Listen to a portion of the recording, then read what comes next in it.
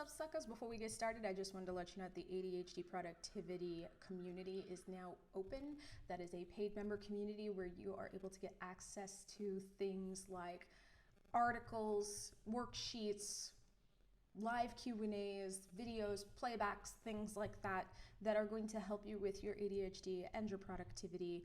Higher up tiers get to actually be part of a specific channel where I show up daily from 10 to 2 CDT to answer questions directly, and you also get to ask questions directly through live Q&As. So if this is something that you have been needing, now is the time to join. Just go to the link in my description and come on in. Love having you. And with that, let's get to the video. Hey y'all, welcome back to I didn't have enough to worry about with 2 kids, so I decided to also get a dog. Just to let you know, you may be watching her run around in the background. I'm alone with her. There's not really much I can do. She has pooped and peed in my house twice in the last 2 days. Potty training is terrible. Get a parakeet.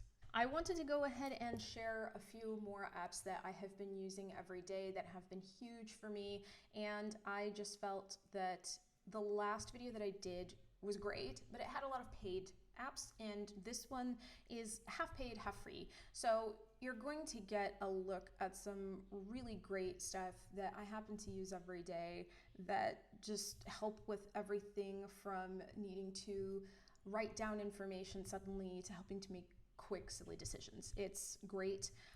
Before I get started, I just wanted to let you guys know that first off, I am not paid by any of these companies. All you got to do is look at my subscriber numbers to be able to tell that I am not that important. So all of this is 100% because I believe in it and I think that other people should use it.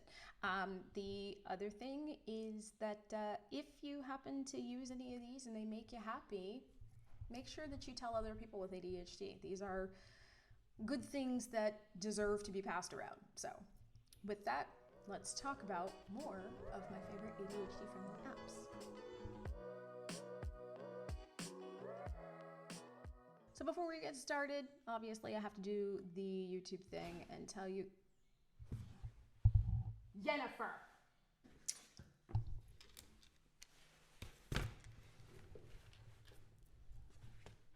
I also have a cat.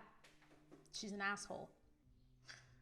Oh yeah, if this makes you happy, if you need help with ADHD, with productivity, and you want to hear it from somebody who has ADHD and works with productivity every single day, this is the place for you. Please make sure that you like and subscribe.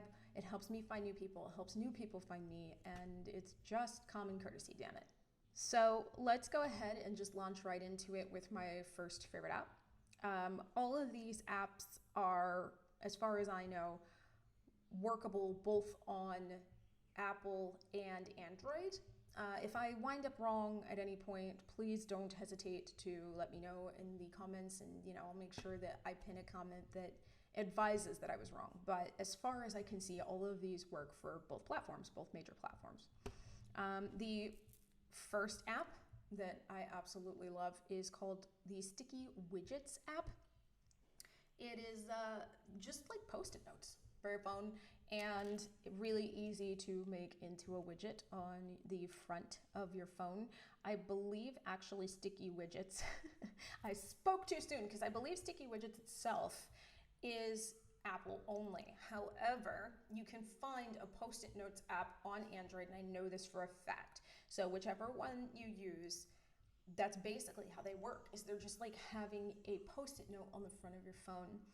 And in one of my earlier videos, I'm pretty sure that I said that we need to have productivity methods, we being people with ADHD, that are portable, flexible, and easily changed or customizable. Portability, flexibility, simplicity. See, I did say that. And this fits all of that. I cannot tell you how many times somebody has told me something, I haven't had a pen and a piece of paper, or I know for damn sure that my brain is not going to remember like 8 numbers in a row, and I've just typed it in there and been able to access it later, and it's right there when I open my phone. So I don't have to do this cockamamie thing where I'm like scrolling through my phone trying to remember where I put it. It's right there in front of my face. It's also way better than regular Post-it notes because when you use regular Post-it notes, apparently, at least the ones that I've been working with are now using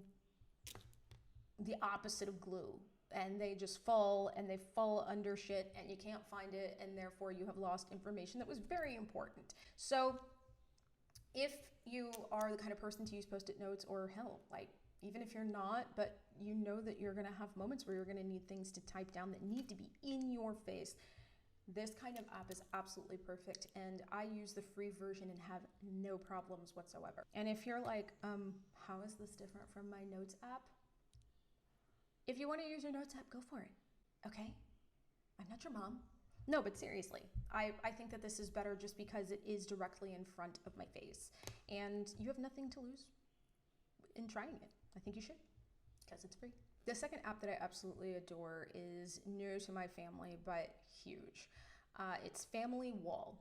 So I know that a lot of people, especially nowadays, for some reason, really seem to look down on the whole family calendar idea. Like, I guess it seems really stringent. I wound up really needing it because I have 2 small children there in school, love Costa Rica, but the way that communication about projects and things is handled, it can be very, very easy to forget that you have things that you're supposed to be turning in.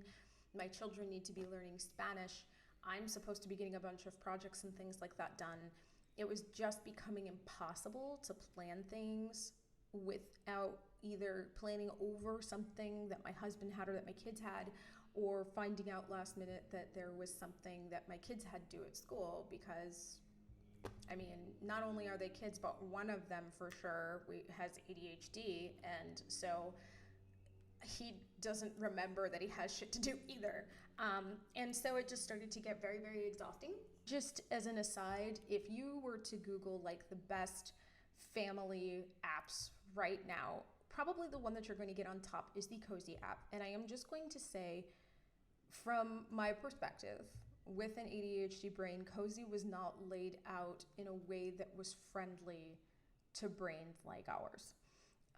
It was kind of jumbled. It did use color coding, but if you wanted to look at things from a month's perspective, if you wanted to use like their month view, there were no colors, there were no times. It was very, very easy to get kind of confused as to what you were looking at. And it just didn't work well for my brain. Now, we're all different. It could be perfect for you. If you're someone who uses Cozy, that's great. For me, I got really sick of it real fast. I had it for a day and I was like, I'm done with this.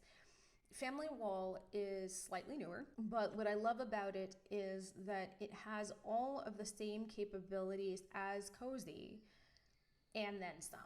Not only does it have a great amount of color coding, it has a lovely, very wide set calendar view. It makes it easy for you to do to-do lists, but also not only to do to-do lists, but also to assign certain things on your to-do list to other members of the family so that you're not constantly like, well, who the fuck is supposed to do this? And it has some pretty cool additions to it. It has a shared shopping list, a shared recipe box that's only available on the premium option, and something called a timetable, which is also only available on premium, and me and my family don't need it yet. But if you have kids that are in a lot of extracurriculars and things like that, or if you have a lot of standing meetings that happen at the same time every week, you can share that back and forth with your significant other or with whoever else is in your family who may need to know. And it makes it so that you guys are able to kind of plan your week more steadily. That being said, Family Wall is free. There is a free option that has all of the central needs that any family might use.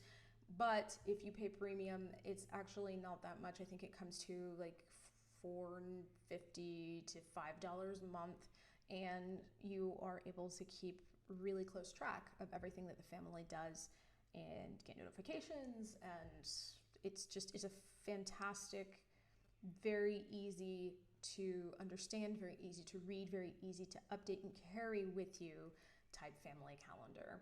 Moving on to my third favorite app. If you don't have periods, this is not going to be too helpful for you, but if you have periods, I highly suggest the Flow app. And I actually avoided Flow for a very long time. I am not certain if that was because I'm just an asshole and I don't like doing what people tell me to, or if I kind of found the name to be a little off-putting. I'm not sure, but I avoided Flow for quite a while. And I was just very unhappy with the apps that I had. I was originally, actually for many years, using the period tracker app by GP Apps, which is free. It has a paid version, but you can do the free version.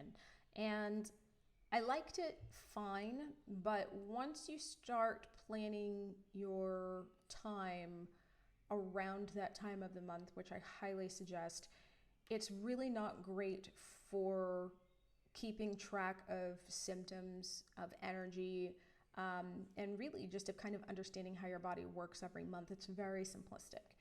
And I also, for a little bit, used the Clue app, which I know a lot of people also like.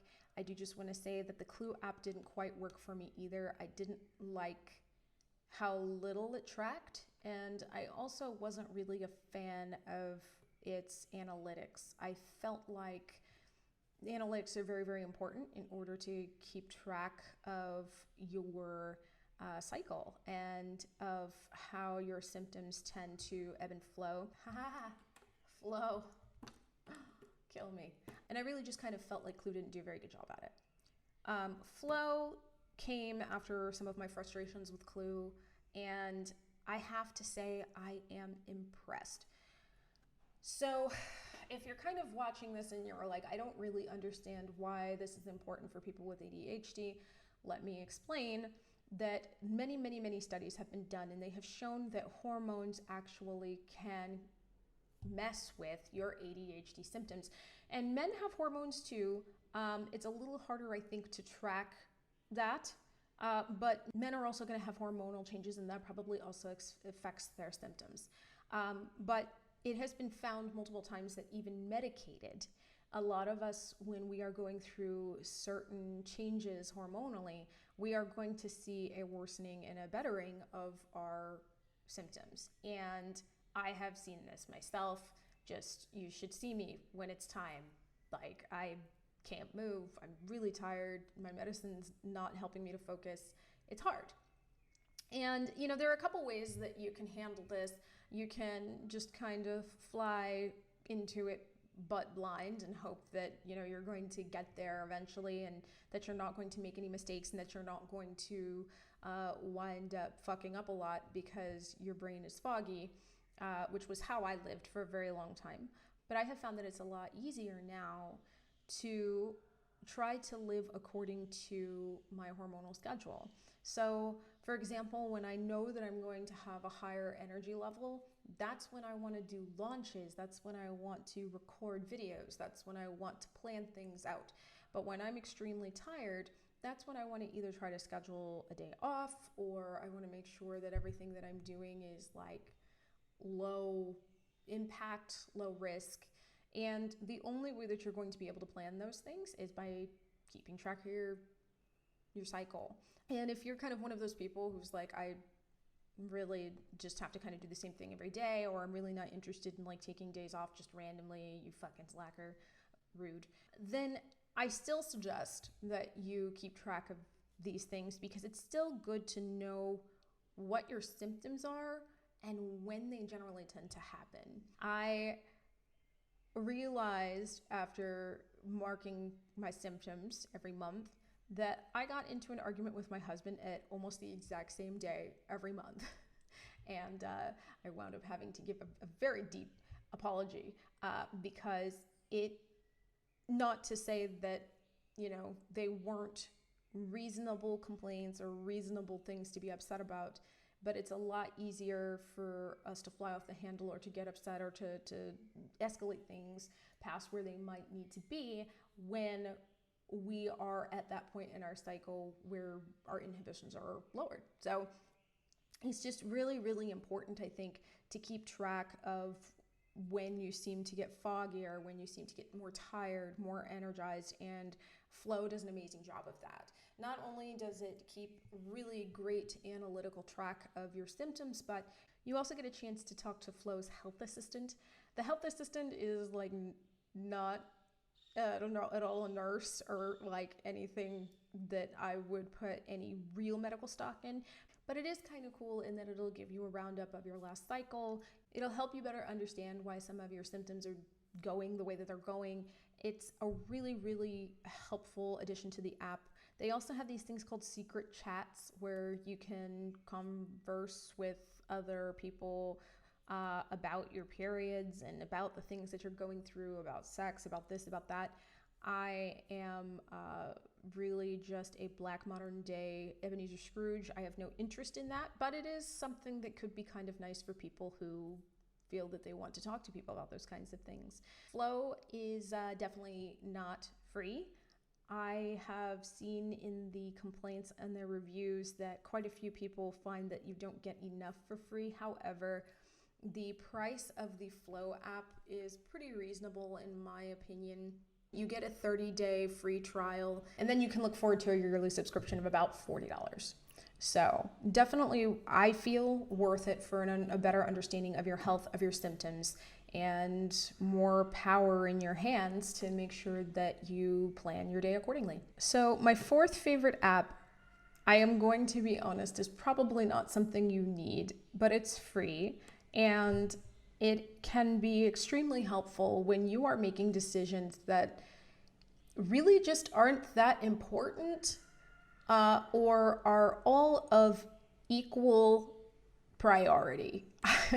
And I have to admit, it has a lot of pretty colors and I'm a very simple girl. The app is called Daily Decision, and essentially all it is it's just a wheel to help you decide what you're going to do next. I have been using it to decide what I'm going to read next, but you can also use it to figure out what you're going to have for dinner, or I don't know, what story you're going to write next, or whether you're going to take a hot bath or watch a TV show. It's kind of great for when you are stuck in the middle of things and you just don't really know which direction to go in. I wouldn't use it to help decide any life decisions. Like, don't use it to decide who to marry or anything. But you can use it for decisions that have multiple branches or multiple outcomes that really just don't have a clear priority that pushes you one way or the other. And you have an option to kind of decide what kind of wheel you're going to have. You can make it so that every time that it lands on a result, that result is removed from future spins. It's just kind of a great app just for that point. It's just like a really fun app. And one of the upsides of using it, I have found, is that if you really are having a hard time making a decision, sometimes this thing will help you pare things down just by landing on shit you don't want.